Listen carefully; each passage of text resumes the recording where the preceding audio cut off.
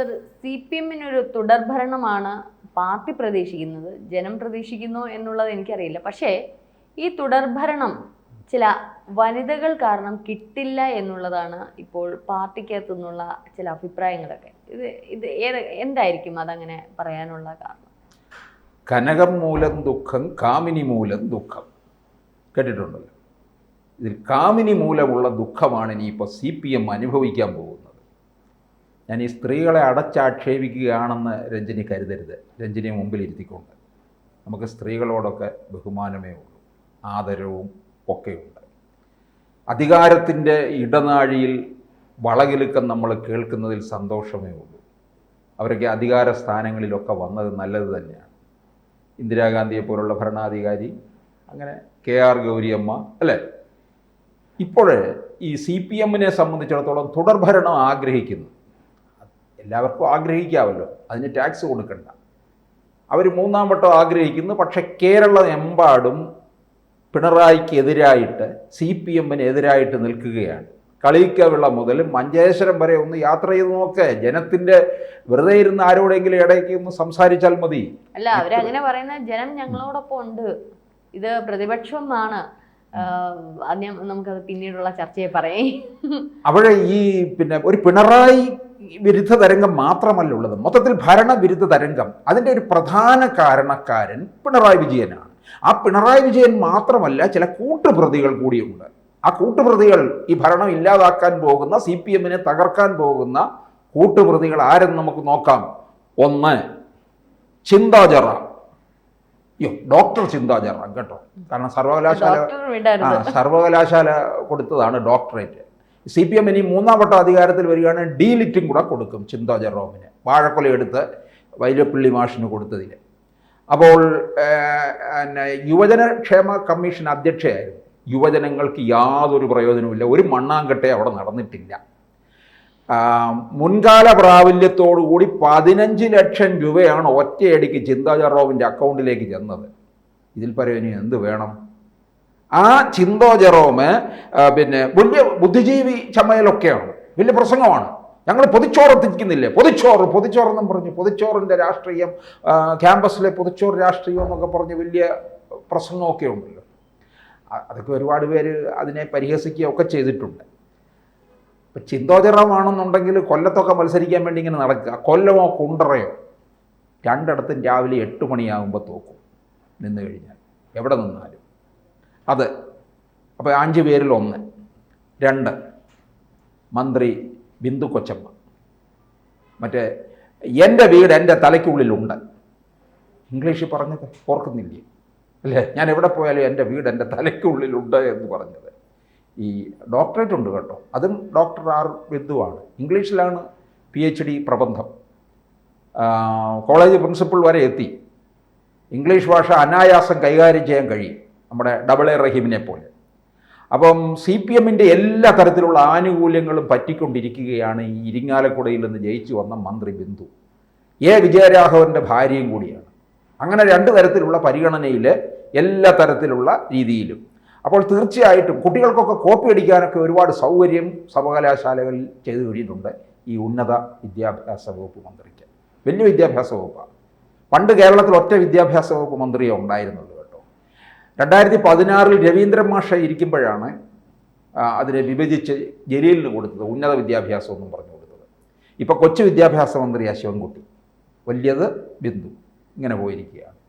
ഇനി അടുത്തത് PP ദിവ്യ. നമുക്കറിയാം, കണ്ണൂർ രാഷ്ട്രീയത്തിൽ നിറഞ്ഞു നിൽക്കുന്ന PP ദിവ്യ. നവീൻ ബാബുവിനെ, പാവം പിടിച്ച നവീൻ ബാബുവിനെ ജീവിതത്തിൽ നിന്ന് ഇല്ലാതായി പോകേണ്ടി വന്ന ഒരവസ്ഥ ഒന്ന് ആലോചിച്ച് നോക്കേ. നവീൻ ബാബുവിൻ്റെ ആത്മഹത്യക്ക് പിന്നിൽ PP ദിവ്യയുടെ പരുഷമായ വാക്കുകളാണ് എന്ന് പറയുന്നുണ്ട്. ജയിലിൽ വരെ പോയതാ.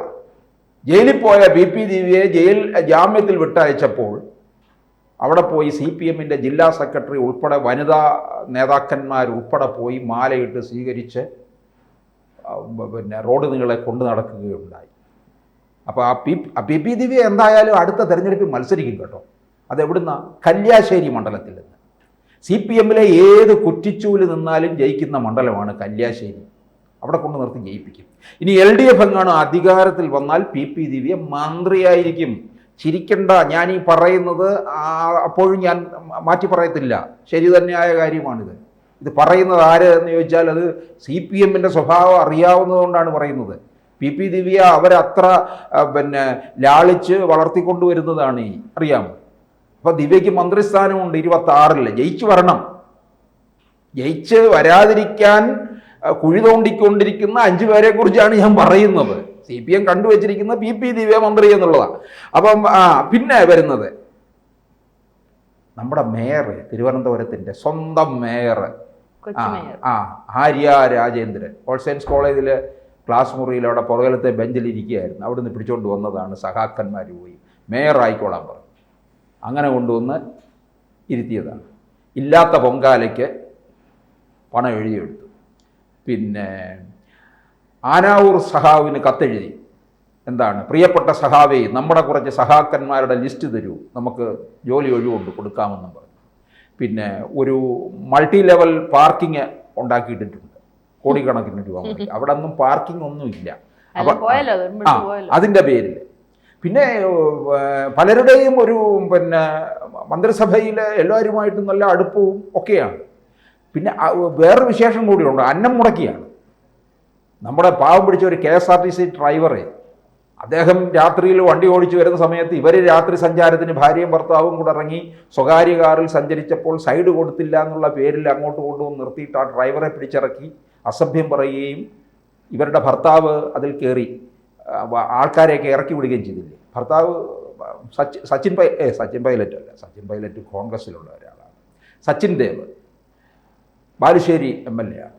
ഈ മേയറിൻ്റെ കയ്യിലിരിപ്പ് കാരണം സച്ചിൻ ദേവിൻ്റെ വോട്ടുകൂടെ അവിടെ കുറഞ്ഞു വരികയാണ്. മേയർ ആര്യ രാജേന്ദ്രൻ എന്ന് പറഞ്ഞാൽ തിരുവനന്തപുരത്തിൻ്റെ തിലകക്കുറിയായിട്ടാണ് CPMകാർ കൊണ്ട് നടക്കുന്നത്. പിൻ സീറ്റിലിരുന്ന് കുറേ പേര് ഡ്രൈവ് ചെയ്യുന്നുണ്ട്. അതെ.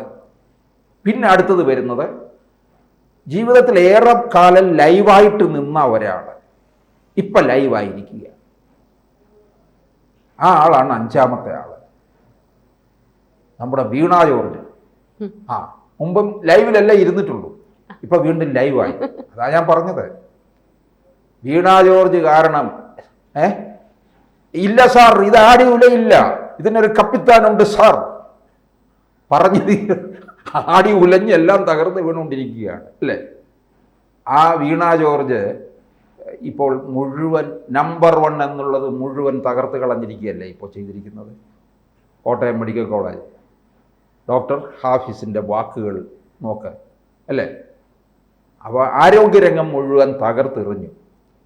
മന്ത്രി ശൈലജ ടീച്ചറമ്മയും ഇത് കൊച്ചമ്മയും എല്ലാവരും കൂടെ ചേർന്ന് കേരളത്തെ കുട്ടിച്ചോറാക്കി മാറ്റി. അപ്പോൾ പിണറായി മാത്രമല്ല CPM തകരാൻ പോകുന്നതിൻ്റെ കാരണം കൂട്ടുപ്രതികളുണ്ട്. ഇവരൊക്കെ ഇതിൽ വരുന്ന പ്രധാനപ്പെട്ട 5 പേരാണ്. ലാൽ സലാം. കൂടുതൽ വാർത്തകളും വിശേഷങ്ങളും നിങ്ങളിലേക്ക് എത്താൻ ABC മലയാളം സബ്സ്ക്രൈബ് ചെയ്യുക, ബെൽ ബട്ടണും അമർത്തുക.